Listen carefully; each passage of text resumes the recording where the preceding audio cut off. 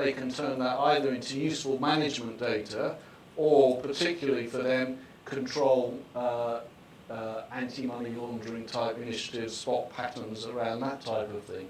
So, you know, but they're almost unique in the world. There are some other countries. Gambia, interestingly, has just mandated all of its international money transfer companies to provide useful data. But it shouldn't be very difficult, as long as, I guess, the central bank, who's going to be processing this, has the resources to be able to actually process the data. But this is a clear use of how technology could make quite a difference. And there's a few reasons why we very rarely see it happening there, but it's largely around capacity, I think, and other priorities within central banks. The other thing that would be really good to know is who's actually using the remittances. So this is more sort of demand side, and particularly areas about, there's been a lot of talk about how remittances are very beneficial to women. You know, it's known that women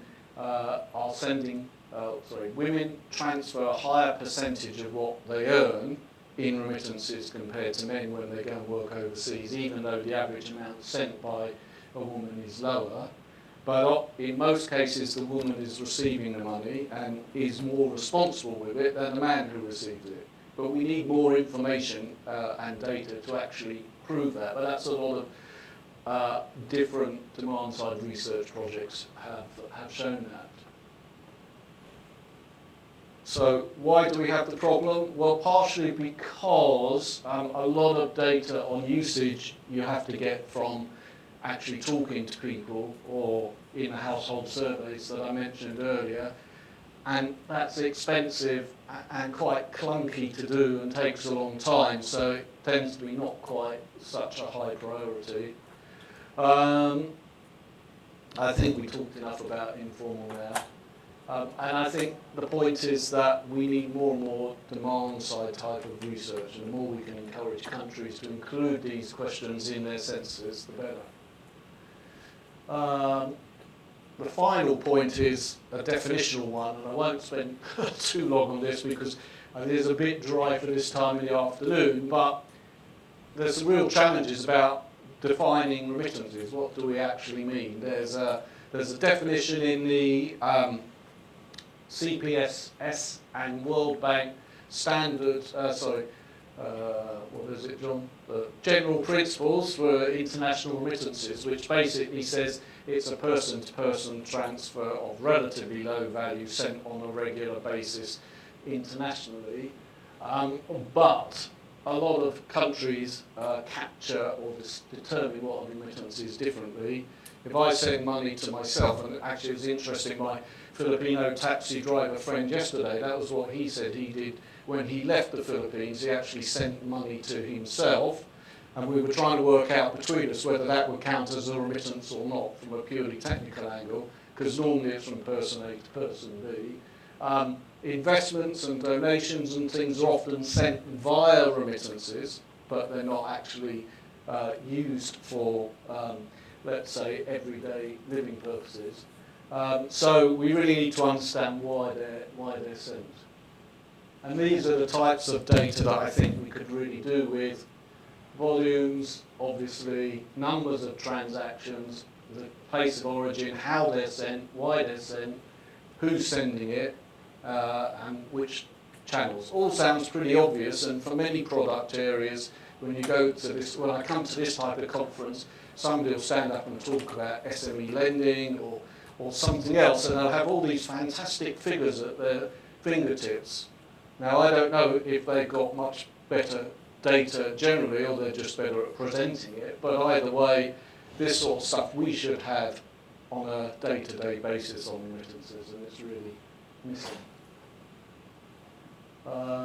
So here's some ways it could be improved. A lot is to do with capacity building, but I think this is an area where technology could play a big part, and actually in this region I would have thought there's a role for Austrac to at least share what they're doing, and when we've talked to them, they actually say their analytical software and even their systems are basically off-the-shelf systems. Now, they might be expensive off-the-shelf systems, but there's enough organisations around. This one where we're in this room might be an example of one where it might be worthwhile funding certain countries to actually collect this data by providing the technology. So, you know, there's solutions out there. Let me stop there for a minute. I've got more, but anybody want to say anything or comment or question or anything at this point?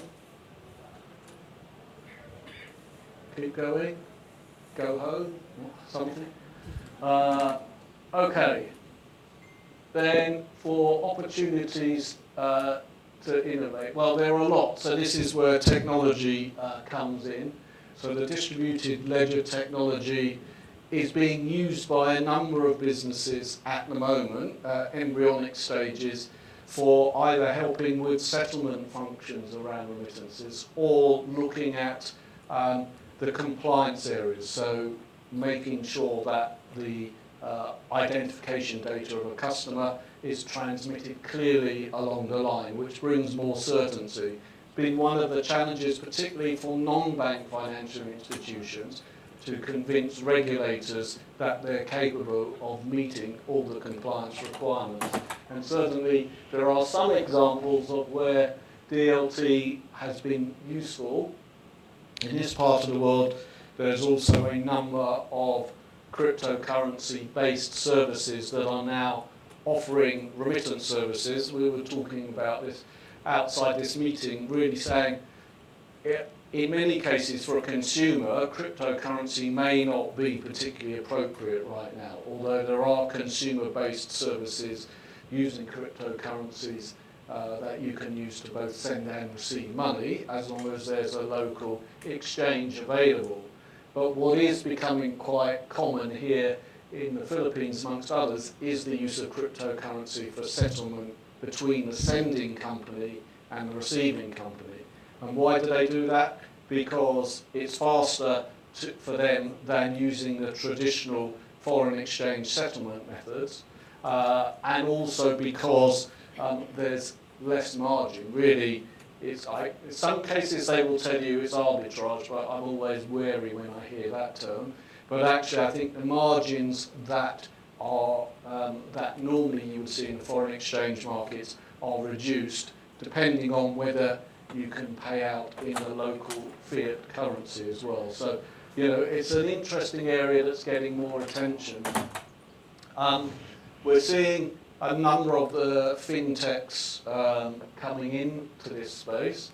I'm going to try and go through this whole session without talking about Libra and Facebook and whatever, but happily we can talk about that at the end. But other fintechs, there are quite a few that are in this space. It's become quite blurred. So you've got a company like TransferWise, which I think many of you might be familiar with, which was sort of based in Europe, started off on a peer-to-peer, developed country to developed country type basis, and has now moved into remittances, but has now also moved into business-to-business payments. So what we're seeing now is that quite a lot of the fintechs will come in with one market in mind, one type of customer in mind, and then move to a different category.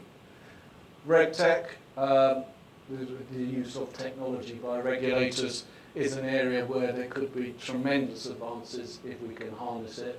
And mobile, obviously, is a big area, and then data we talked about. So just on mobile, I think many of you have seen slides similar to this over the years probably, but this is data from the GSMA, or GSM Association, who of course have been sort of pioneering the whole mobile money type of process. And I think, as I said before, in the past it was very much globally considered to be focused on Africa, and sub-Saharan Africa still has nearly half of all the accounts or mobile money customers that there are. But what's interesting is that in Asia, the use in South Asia is really increasing, and in the rest of Asia, it's starting to increase in terms of the number of customers using these services. So, and this shows you a little bit more. So you can see global, South Africa, and East Asia and the Pacific, the 3 different regions, and the bottom line shows the current level of usage and accounts and so on. I think the key point here is that for Asia, generally speaking, it's very underutilised as an overall phenomenon, which is great because there's a massive opportunity to harness it and really use it to make significant improvements in the marketplace.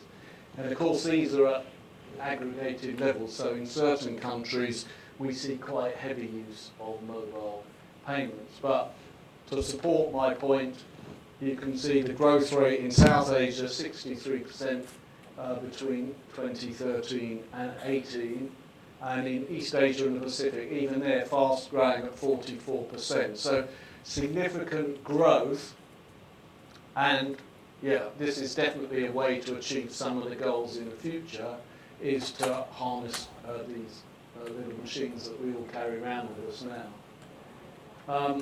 But there are certain things that are needed to make this work. One is clearly a good regulatory framework, and one that allows interoperability between different payment systems. And countries like India have done very well in creating these environments. Other countries are not there yet. We need large swathes of access points because it's difficult to go straight from cash-based to digital, as we've seen in a number of attempts to do this.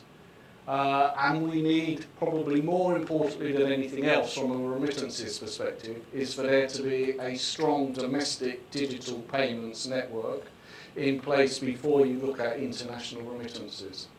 And why is that? Well, partially that's what every research survey we've done on this, and we've done a few, tells us, but that's mainly because people will make an international payment maybe at most once a month.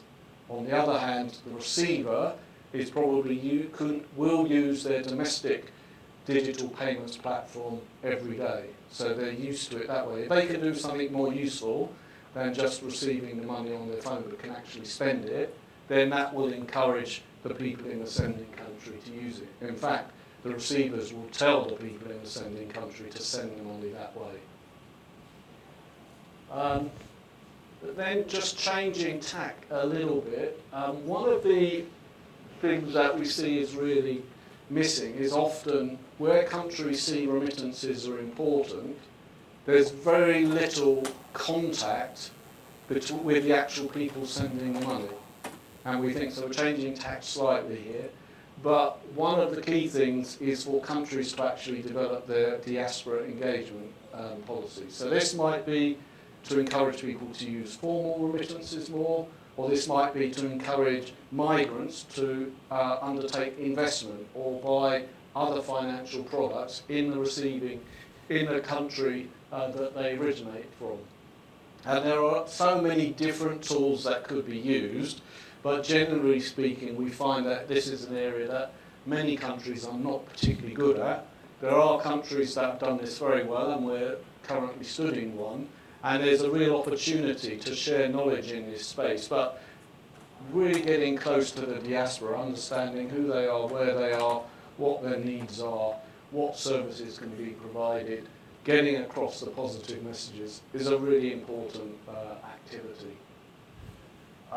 And then I talked a little bit earlier just about improving the coordination amongst stakeholders.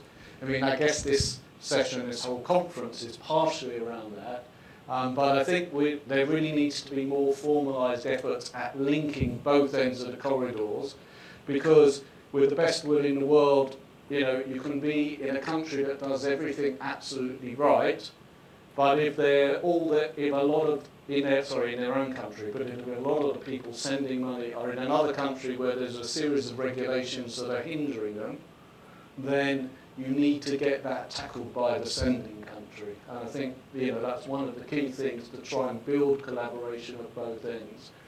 I think knowledge sharing was always a corny thing that we normally put at the end of something, just if you can't think of anything else. But in this case, that's not the case. Sharing knowledge is great, and we can't possibly do it here. But I bet if we went around the room and asked everybody, what are you doing in remittances, what's working really well, what are your challenges, you would find a lot of, you would learn something from each other.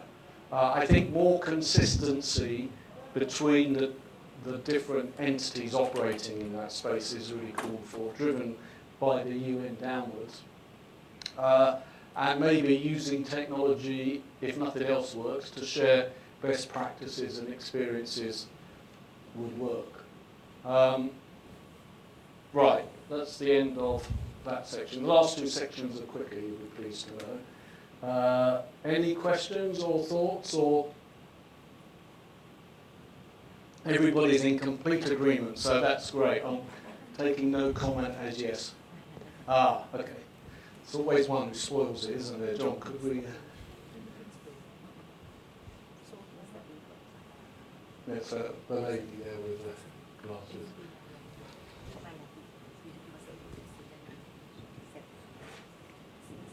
Thank you. So my question is concerned more about informal remittances and data collection. So as mentioned, it is kind of hard to produce accurate data prediction from the data set or the factors that we currently consider. So my question is, what could be the best set of alternate factors that we can consider to gauge perhaps the prevalence of informal remittances in an area, or say score a person in terms of his or her probability to conduct informal remittance transactions, so that we can hopefully drive business solutions or decisions in remittance businesses? Because I attended a lecture in terms of lending, and they have this alternate credit scoring. So, I mean, in terms of remittances, what factors can we consider? Alternative factors that we can consider. Yeah, that's a great question. I think maybe we'll talk about it in more detail afterwards, but at a height, because I think the first thing is that each country's circumstance is different. So, but if you were to look at the indicators we need to understand, one would be the financial inclusion rates. Second would actually be the geography. Are there land borders or not? Thirdly would probably be something where you've got a demand-side survey that has actually at least produced a sample of data for a representative area that you can then work on extrapolating. Those probably be the three main ones. We can talk about it some more. You're on. I was just going to say, in that context, that with you mentioning the issue with informal remittances across land borders, Thailand is an example of somewhere where there's huge amounts of informal flows of migrant workers and therefore remittances. A lot of work the ILO and IOM, amongst other organisations, have done have helped to give an understanding of the sort of true overall informal workforce, and then from that sort of extrapolate what the actual informal flows are. So it's not perfect, but it is like sample surveys that are starting to give a much better idea of those micro numbers and remittance flows. Great, thanks. Well, we don't have much time, so I'm just going to go to sort of a couple of conclusions, and then John, I'm going to ask you to give an example or two. So in terms of leveraging remittances, I think key data that we do have from surveys shows that about 75% of the money that is sent is used for consumption purposes. About 15% is used for development purposes, so education, health, and so on. And probably about 10% is used for savings, or potentially used for savings and investment. And so on a global basis, it's estimated that actually there's about the same amount in remittances that is being sent, so about 700 billion, is also held by migrants in bank accounts in the countries that they reside in, so not in their home countries. And one of the key challenges for the country of origin is, can they introduce investment services or products that can harness some of that? And I'm not going to have time to go into that, but I'm just going to go through some of the opportunities that we have for leveraging remittances. So one of the first things is obviously to map the diaspora out there. Second thing is introduce trust developing methods, because one of the biggest problems is when you talk to migrants, many of them don't trust their own governments, which I'm sorry to say is probably a fact of life. I'm English, I'm not sure I trust, well, I don't have a government right now, but I'm not sure I trust whichever one we end up with either. Then I think there's definitely opportunity to use incentives to attract investment in, but a lot of it is around actually training and education and providing information. And to that extent, John, because we're short in time, I don't want you to come all this way and not get a chance to say anything. Why don't you explain about maybe Sabre Asia and then after that Send Money Pacific as an example of a tool that's been developed to actually help assist migrants to leverage remittances. So we've got the clicker there where we can do it.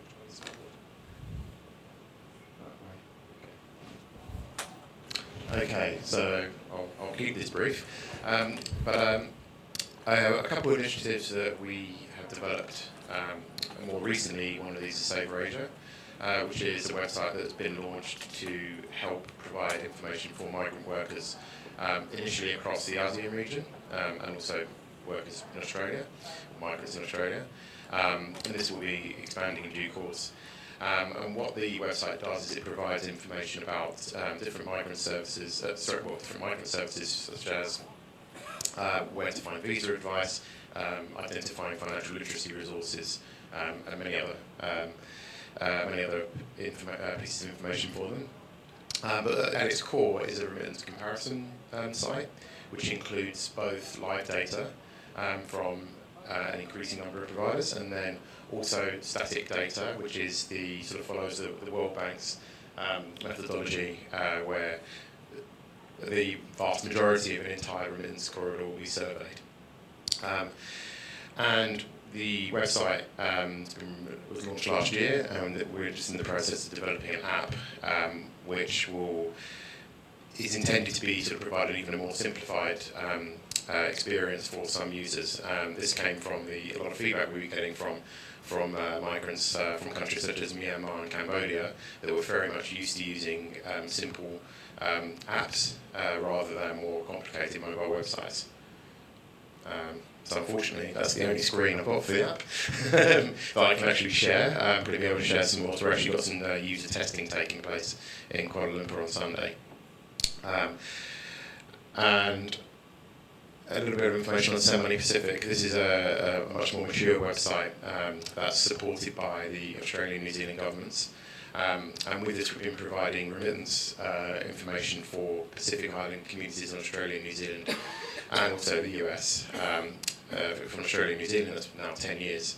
And from these countries, we've seen costs come down dramatically over this period, with MTO costs now still expensive on a global basis, but way down on the extremely high 18% that they were from Australia in 2009. Similarly, costs from New Zealand have come down considerably as well.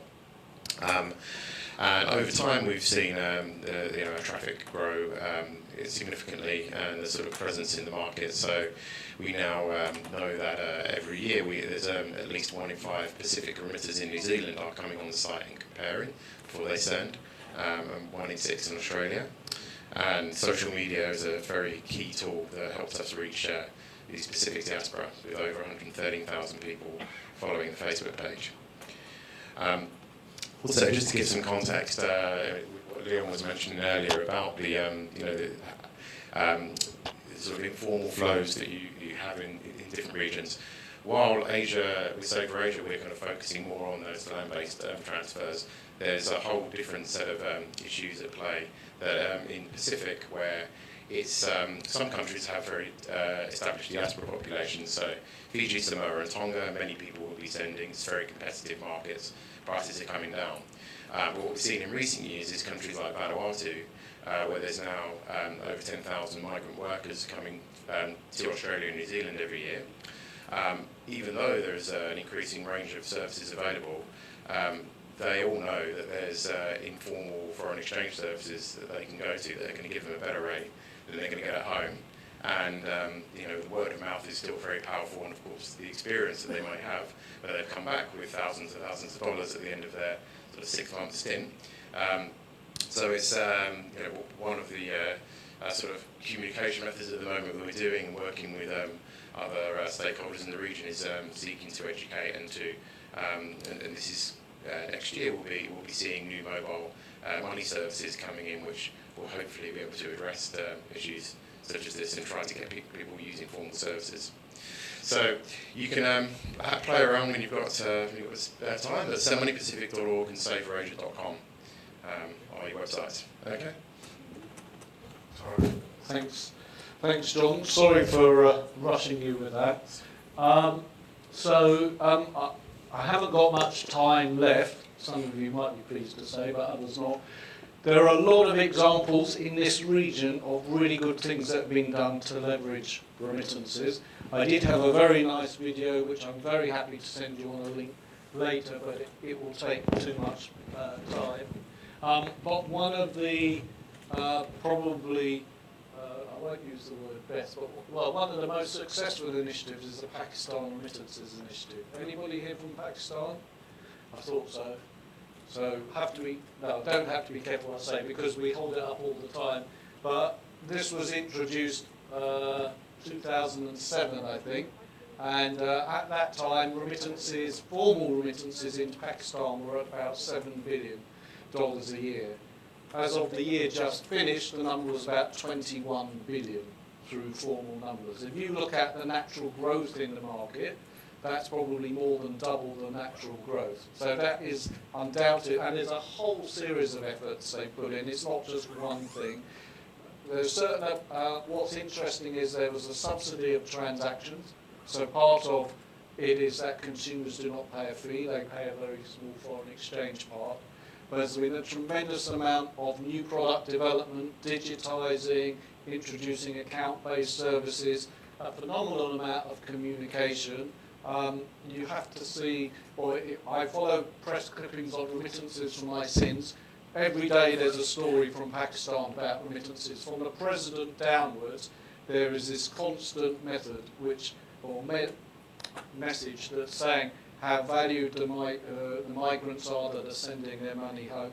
Use the formal services, here's the benefits, and so on. I'm sure anybody from Pakistan will be delighted to share it with you, but it's a really good example to follow, and again, we can provide more information.